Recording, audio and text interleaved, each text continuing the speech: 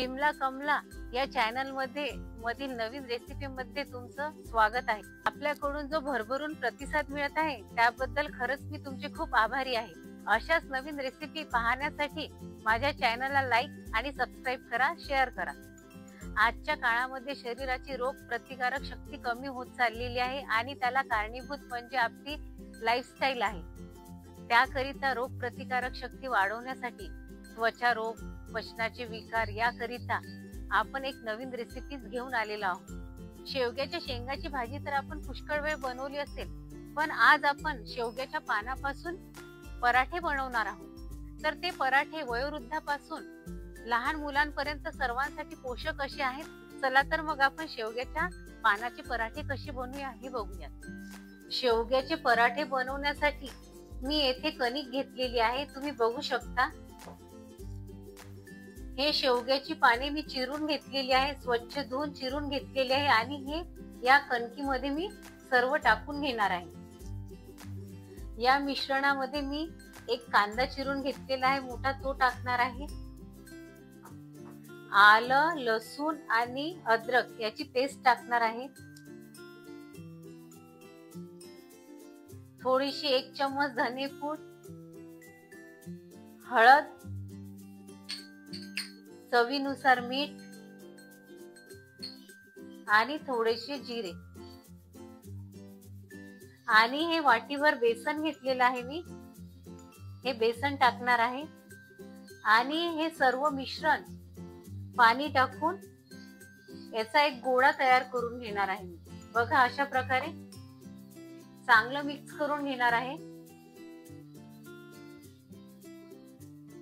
अशा प्रकारे या सारणाचा पिठाचा बघा मी हा गोळा वळून घेतलेला आहे आणि हा गोळा थोडस तेल लावून असा 15 ते 20 मिनिट झाकून ठेवणार आहे।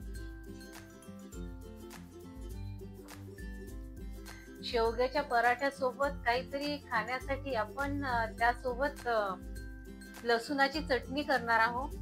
लसुणाची चटणी बनवण्यासाठी सर्वप्रथम आपण तेल टाकलेलं आहे आणि तेलामध्ये हिंग टाकून घेणार आहे। हिंग थोडासा झाल्यानंतर त्यामध्ये आपण जिरे टाकणार आहे। थोडेसे जिरे असे तडतडले की त्यामध्ये आपण कढीपत्ता टाकणार आहे। आता यामध्ये आपण हे लसणाच्या पाकळ्या टाकून घेणार आहे आणि लसणाच्या पाकळ्या चांगल्या फिरून घ्यायच्या आहेत आपल्याला आणि लसूण एवढाच घ्यायचा आहे आपल्याला। आता हा लसूण चांगला 2 ते 3 मिनिट परतून झालेला आहे। त्यामध्ये ही मिरची टाकणार आहे मी, काश्मीरी लाल मिरची आहे ही आणि ही जास्त तिखट नसतं, याने कलरही छान येतो आणि स्वादही छान येतो आणि हे आपल्याला चांगलं थोडंसं 1-2-3 मिनिट परतून घ्यायचं आहे।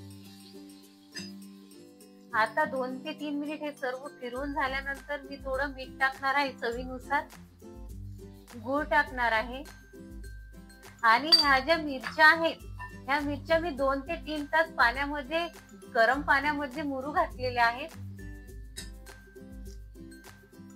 आता हे 2 ते 3 मिनिट फिरून झाल्यानंतर यामध्ये आपण अर्धा लिंबू पिळणार आहे। या चटणीचा जो स्वाद आहे तो आंबट, गोड आणि तिखट असा खूप छान लागतो आणि त्याच्यामध्ये थोडं पाणी टाकून 3 ते 4 मिनिट हे आपल्याला पूर्ण शिजवून घ्यायचं आहे। आता गूळ यामध्ये चांगला मिक्स झालेला आहे आणि 2 ते 3 मिनिट झाले हे परतून घेतलेलं आहे। हे सर्व मिश्रण आता आपण थंड होऊन हे मिक्सर मधून वाटून घेणार आहे बारीक।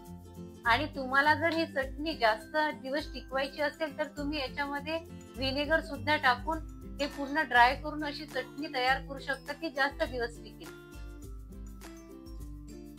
बघा अशा प्रकारे ही चटणी मी वाटून घेतलेली आहे लसुणाची। त्या पराठ्याचा अशी मी पारी करून घेतलेली आहे आणि या पारीला मी असं तेल लावून घेणार आहे, तुम्ही बघू शकता आणि असं फोल्ड मारायचं आहे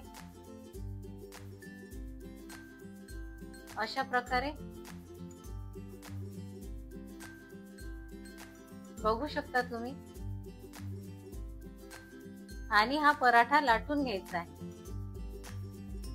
अशा प्रकारे पराठा लाटून घेतलेला आहे मी आणि तो या पॅन वर मी भाजून घेणार आहे.